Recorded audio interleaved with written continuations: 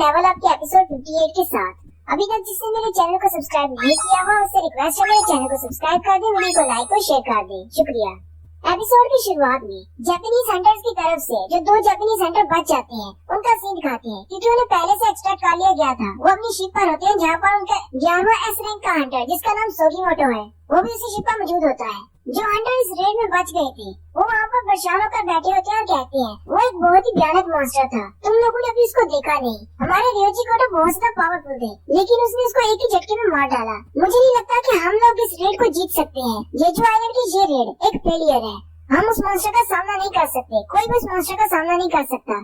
सोगीमोटो से कहते हैं तुम्हें परेशान होने की जरूरत नहीं, हम लोग ये रेड पहले जीत चुके हैं। वो हंटर हैरान हो जाता है और कहता है क्या उस मॉन्स्टर को किसी ने मार डाला, लेकिन ऐसा कैसे हो सकता है, वो मॉन्स्टर तो बहुत ज्यादा पावरफुल था। सोगीमोटो से कहते हैं हम अभी कोरियन कमांड की तरफ से मैसेज आया है, ये कोरियन हंटर्स ने क्वीन एंड को भी मार दिया है और उस सोल्जर एंड को भी मार दिया है।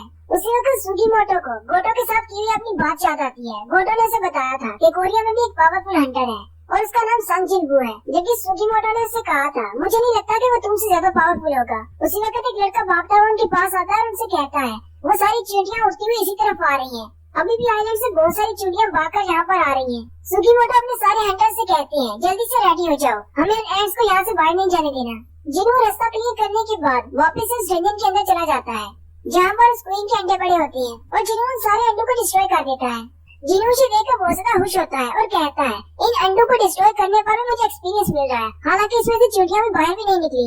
साथ ही जिनवू अपनी वेपन्स वाली इन्वेंटरी को ओपन करता है और कहता है यहाँ पर तो बहुत सारे वेपन्स पड़े हैं, अब तो मुझे याद भी नहीं रहा कि किसको इस्तेमाल किया और किसको नहीं। साथ ही जिनवू उसमें से एक बड़ी सी तलवार निकालता है, ये वही तलवार है जो कि डीमन किंग बैरन के पास थी और इसकी इस बड़ी सी तलवार में इलेक्ट्रिसिटी की पावर है। जिनवू उसको घुमाते हुए एक स्लैश लगाता है जिससे पूरे इस डंजन में इलेक्ट्रिसिटी फैल जाती है और उसके सामने मौजूद सारे के सारे अंडे डिस्ट्रॉय हो जाते हैं। जिनवू कहता है ये तो बहुत ही अच्छी है, इसे अपनी स्टोरेज में नहीं रखना चाहिए, इसे तो मुझे अपने यूज करना चाहिए। नेक्स्ट सीन यूनाइटेड स्टेट्स यानी कि अमेरिका का होता है। अमेरिकन हंटर एसोसिएशन ब्यूरो के चीफ बैठे जो वीडियो देख रहे होते हैं जिसमें जिनवू उस चींटी के साथ फाइट कर रहा था। डायरेक्टर का नाम डेविड ब्रैनन होता है जबकि उनके असिस्टेंट मैनेजर का नाम माइकल कॉर्नर होता है। माइकल कॉर्नर डायरेक्टर से कहता है डायरेक्टर आपको क्या लगता है? डेविड उसे कहते हैं इस वीडियो को देखते हुए 4 बज गए, मुझे तो पता भी नहीं चला, ये वीडियो तो बहुत ज्यादा एक्साइटिंग है। डेविड माइकल से कहते हैं तुम इतनी रात के वक्त मेरे घर पर सिर्फ वीडियो दिखाने के लिए और मेरी थॉट्स जानने के लिए तो नहीं आए होगे, तुम जानते हो कि मैं क्या सोच रहा हूँ। माइकल डेविड से कहता है एक ऐसा हंटर जिसके पास एक स्पेशल एबिलिटी है जो हजारों की तादाद में समझ को कंट्रोल कर सकता है, ऐसे एक पावरफुल हंटर को एक छोटे से कंट्री जैसे कि कोरिया में नहीं होना चाहिए, उसे तो यूनाइटेड स्टेट्स में होना चाहिए। डायरेक्टर उससे कहती है क्या तुम्हें इसके बारे में और कुछ पता है? उसी वक्त उनके सामने एक फाइल पेश करता है और कहता है कुछ महीने पहले हमारी एक ब्यूरो में एक हादसा हो गया था जहाँ पर एक एस रैंक का हंटर जिसका नाम डांगसू था वो जख्मी हो गया था, जबकि दूसरा हंटर वहाँ से भाग गया था। उस हंटर का नाम सांगिलवान था, जबकि उसे एक ए रैंक की हंटर जेम्स ने एक ए रैंक की डंजन में से पकड़ा था। हमने उसे इन्वेस्टिगेट किया था और अपनी इन्वेस्टिगेशन के बाद हमें कंफर्म हुआ कि वो वाकई में एक इंसान है और वो कोरिया का एक हंटर है। लेकिन जब हमने उसकी मजीद इन्वेस्टिगेशन की तो हमें पता चला कि ये संग जिनवू का बेटा है। ये सारी इन्फॉर्मेशन टॉप सीक्रेट है, बाकी सारे कंट्रीज को संग जिनवू के बारे में कुछ भी नहीं पता, यहाँ तक कि उसके नाम के बारे में भी नहीं पता और न ही उसकी एबिलिटीज का। हमारे पास बहुत ही अच्छा मौका है, हम लोग जल्दी से उसे अपने कंट्री में ले आते हैं। डायरेक्टर उसे कहते हैं डांगसू के मुकाबले में ये वाला केस थोड़ा अलग है, हमारे कंट्री का कोरिया के साथ एक एग्रीमेंट है, हम लोग उनके साथ फाइट नहीं चाहते। अगर हम लोग उनके कंट्री से एक और एस रैंक के हंटर को यूनाइटेड स्टेट्स में ले आते हैं तो इससे बहुत ज्यादा मसला हो जाएगा। माइकल डेविड से कहता है लेकिन आपको नहीं लगता कि वो हंटर इतना ज्यादा पावरफुल है कि हमें रिस्क लेना चाहिए? डेविड माइकल से कहते हैं तुम्हें लगता है कि तुम उसको मना सकते हो यहाँ पर लाने के लिए? माइकल कहता है हम लोग कोशिश तो कर सकते हैं। नेक्स्ट सीन फिर से डंजन का होता है, जिन्होंने सारे अंडों को डिस्ट्रॉय कर देता है और उसे कहा जाता है तुमने एक लेवल अप कर लिया है और इस लास्ट लेवल अप के साथ उसका लेवल 100 पे पहुँच जाता है। फिर जिन्हों सीधा उस चेंटी की तरफ जाता है, उस एंड सोल्जर की तरफ, और उसके सामने जाकर खड़ा हो जाता है और कहता है इसका ऑरा तो बहुत ज्यादा स्ट्रॉन्ग है। साथ ही जिन्हों से कहता है जागो। उस चींटी का शैडो निकलने से पहले जिन्हों एक अलग ही डायमेंशन में चला जाता है जहाँ पर आसपास सिर्फ डार्कनेस होती है। जिन्हों हैरान हो जाता है और कहता है ये क्या, इसका क्या मतलब है? इस डार्कनेस में मुझे तो कुछ भी महसूस नहीं हो रहा। जिन्हों हैरान होता है और कहता है क्या जो मेरे शैडो एक्सट्रैक्शन की वजह से हुआ है या मेरी शैडो एक्सट्रैक्शन फेल हो गई?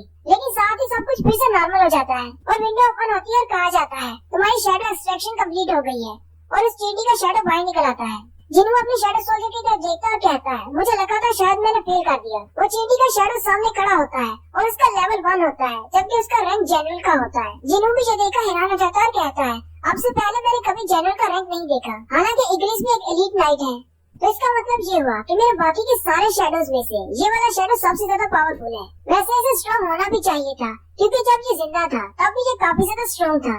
फिर जिन्हों पीछे की तरफ मुड़ता है कहता है, चलो अब इस एंड क्वीन का शैडो भी निकालते हैं। जिन्हों जैसे ही थोड़ा सा आगे बढ़ता है, वो चींटी बोलती है, मेरे किंग मुझे अपना एक नाम दे।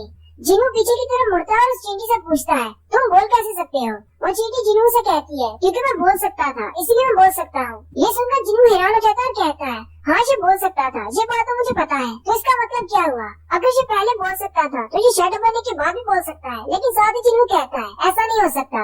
आयरन भी शैडो बनने से पहले बोल सकता था और कारगलान भी बोल सकता था, लेकिन वो तो नहीं बोल रहे। फिर जिन्हों कहता है, हो सकता है शायद इसका रैंक हाई है, क्योंकि ये जनरल है इसलिए ये बोल सकता है। क्या पता फ्यूचर में जब मेरे बाकी के शैडोज भी जनरल के रैंक में पहुंच जाए, वो भी बोलना शुरू कर दे।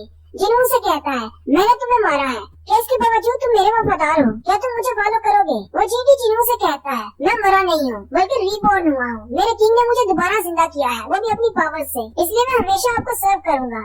मैं अंदर से बहुत ज्यादा खुश हूँ। और साथ ही वो जिन्हों के सामने अपने घुटने टेक देता है और फिर से जिन्हों से कहता है, मुझे एक नाम दे। जिन्हों कहता है, अब मैं इसको क्या नाम दूं? है तो ये एक एंड, क्या मैं इसे गैमी कहूँ या फिर इसे एंड कहूँ? लेकिन ये बाकी सब एंड जैसा ही है। इसे कोई ऐसा नाम देना होगा जो कि बाकी एंड सोल्जर से मुख्तलिफ हो। थोड़ी देर सोचने के बाद जिन्हों से कहता है, आज के बाद तुम्हारा नाम बीरू होगा। बीरू जिन्हों को नाम देने के लिए थैंक यू बोलता है और साथ ही उसके लेवल के ऊपर उसका नाम लिख दिया जाता है, बीरू लेवल 1 जनरल। जिन्हों फिर से क्वीन की तरफ चला जाता है और कहता है, चलो हम क्वीन का शैडो निकालते हैं। वो क्वीन की बॉडी के सामने खड़ा होकर कहता है, जागो, और उसका शैडो निकल आता है। क्वीन के स्टैट्स भी बिल्कुल सेम होते हैं, उसका भी लेवल 1 होता है और रैंक जनरल का होता है। जैसे ही क्वीन का शैडो बाहर निकलता है, जिन्होंने जितनी भी एंड्स को शैडो बनाया होता है, वो सारी क्वीन की बात सुनने लग जाती हैं। जिन्हों कहता है कि इन एंड शैडोज के ऊपर मेरा कंट्रोल कम हो गया है। साथ ही वो बीरू से कहता है, आज यहाँ पर क्या हो रहा है? बीरू जिन्हों को बताता है, हमारी क्वीन का काम होता है बाकी सारी चींटियों को कंट्रोल करना। जिन्हों से कहता है, तो इसका मतलब क्या हुआ? मेरे पास जितने भी एंड सोल्जर्स हैं, वो सारे क्वीन की बात मानेंगे। बीरू से कहता है, जी बिल्कुल ऐसी बात है। साथ ही जिन्हों बीरू से पूछता है, इसका रैंक भी जनरल है बिल्कुल तुम्हारी तरह, लेकिन इसकी पावर बहुत ज्यादा कम है तुम्हारे मुकाबले में, ऐसा क्यों? शैडो बनने के बाद इसकी पावर कम क्यों हो गई? बीरू से कहता है, हमारी क्वीन की स्पेशल एबिलिटी ये है कि वो सिर्फ अंडे दे सकती है। अब क्योंकि वो सिर्फ एक शैडो है, इसलिए उसकी मैजिकल पावर कम हो गई है, क्योंकि वो अंडे नहीं दे सकती। जिन्हों बीरू से कहता है, तो तुम्हारे कहने का मतलब ये है कि ये क्वीन फाइट नहीं कर सकती? बीरू से कहता है, हाँ जी बिल्कुल ये फाइट नहीं कर सकती। जिन्हों थोड़ी देर सोचने के बाद क्वीन की शैडो एक्सट्रैक्शन को कैंसिल कर देता है और कहता है, मुझे अपनी टीम में 2 मास्टर्स नहीं चाहिए, मैं अकेला ही काफी हूँ सबको कंट्रोल करने के लिए। तो वैसे भी अगर ये फाइट नहीं कर सकती तो मेरे किस काम की? वहीं पर जिन्हों के नाइट सोल्जर्स माना क्रिस्टल्स को इकट्ठा कर रहे होते हैं। जिन्हों से कहता है, इन सबको वहीं पे रख दो, हमें इन क्रिस्टल्स को इकट्ठा करने की जरूरत नहीं। जेजू आइलैंड को दोबारा तामीर करने के लिए इन सारे क्रिस्टल की जरूरत पड़ेगी। हम इन सारे क्रिस्टल्स को अपने लिए नहीं रख सकते। वो सारे क्रिस्टल को वहीं पर फेंक देते हैं, लेकिन साथ ही जिन्हों एक मैजिकल कोर को उठा लेता है जो कि उसे बीरू की डेड बॉडी से मिला है। जिन्हों कहता है, असल मसला तो वो सारी चींटियां हैं जो यहाँ से भाग गई हैं। क्या मैं अपनी मिलिट्री फोर्स के साथ उन सारी चींटियों को तबाह कर सकता हूँ? चलो कम से कम मैं कोशिश तो कर सकता हूँ। बीरू जिन्हों से कहता है, मुझे महसूस हो रहा है वो सारी चींटियां अपने मास्टर के बिना है, इसलिए उन्हें बहुत ज्यादा मुश्किल हो रही है। वो बस पागलों की तरह इधर उधर भाग रही है। जिन्हों बीरू से कहता है, क्या तुम्हें पता है कि बाहर कितनी छोटी चींटियां हैं? बीरू कहता है, जब आप लोग यहाँ पर आए थे उस वक्त 8,700 चींटियां थी, लेकिन फाइट के बाद सिर्फ 4,000 चींटियां बच गई हैं जो कि यहाँ से भाग गई हैं। जिन्हों एक लंबा सांस लेता है कहता है, मुझे तो लगा था कि हमने बहुत सारी चींटियों को मार दिया है, लेकिन अभी भी बहुत सारी चींटियां यहाँ से भाग गई हैं। ये तो एक बड़ा मसला है। बीरू तुम्हें क्या लगता है, क्या तुम उन सारी चींटियों को मार सकते हो? बीरू अपनी पावर्स को रिलीज करते हुए जिन्हों से कहता है, मास्टर अगर आप मुझे ऑर्डर देंगे तो मैं जरूर करूँगा। जॉनसो भी अपनी शिप पे होता है और अपनी टीम से कहता है, वो सारी चींटियां इसी तरफ आ रही हैं, जल्दी से फाइट के लिए रेडी हो जाओ। और वो अपनी शिप से उन पर अटैक करते हैं। साथ ही उनके पास जितने मैजिशियंस होते हैं वो भी अटैक करते हैं और वो हवा में उड़ने वाली सारी चींटियों को रास्ते में मारना शुरू कर देते हैं ताकि वो यहाँ से मेन लैंड की तरफ ना जाए। और शिप्स पर गिल्ड्स के बचे हुए बाकी के मेंबर्स होते हैं। कीहून की टीम भी एक शिप के ऊपर होती है। कीहून अपनी टीम से कहता है, रेडी हो जाओ, वो सारी इसी तरफ आ रही है। फ्लेम गिल्ड वाले भी रेडी हो जाते हैं। रीपर गिल्ड के वाइस मास्टर अपने साथियों से कहते हैं, ये सारी चींटियां कम से कम बी रैंक के बराबर हैं, तुम सब लोग फॉर्मेशन में आ जाओ वरना हम लोग हार जाएंगे और हमारे गिल्ड का नाम खराब होगा। जबकि ली मिंग को भी दिखाती है जो कि वहीं पर डर कर बैठा होता है और कहता है, मैं इन चींटियों के साथ फाइट कैसे करूंगा? वाइस मास्टर उसकी तरफ देखते हैं और कहते हैं, इसका रैंक तो ए है, लेकिन ये बिल्कुल एक बेवकूफ बच्चे की तरह है। जबकि मेनलैंड पर जूही और मिस्टर सॉन्ग और उनकी सारी टीम भी मौजूद होती है, जो कि वहाँ पर आने वाली चींटियों को मारने के लिए रेडी होती है। जूही मिस्टर सॉन्ग से कहती है, क्या आपको लगता है कि हम इन सारी चींटियों को मार सकते हैं? मिस्टर सॉन्ग कहती है, मुझे नहीं पता, ये तो बहुत ज्यादा फास्ट है और ये हमारे बहुत ज्यादा करीब पहुँच चुकी है। उसी वक्त वो चींटियां हवा में मरना शुरू हो जाती है। मिस्टर सॉन्ग और जूही ये देखकर हैरान हो जाते हैं और कहती है, आखिर इन चींटियों को हवा में किसने मार डाला? मिस्टर सॉन्ग कहती है, मैं तो देख भी नहीं पाया, वो चीज इतनी ज्यादा तेज है। असल में बीरू इन सारी चींटियों को मार रहा है। और यहीं पर हमारी एपिसोड 58 का एंड होता है। एक्सप्लेनेशन अच्छी लगी हो तो कमेंट करके जरूर बताएं। वीडियो को लाइक करना मत भूलिएगा। चैनल को सब्सक्राइब करना अगर नहीं किया हुआ तो।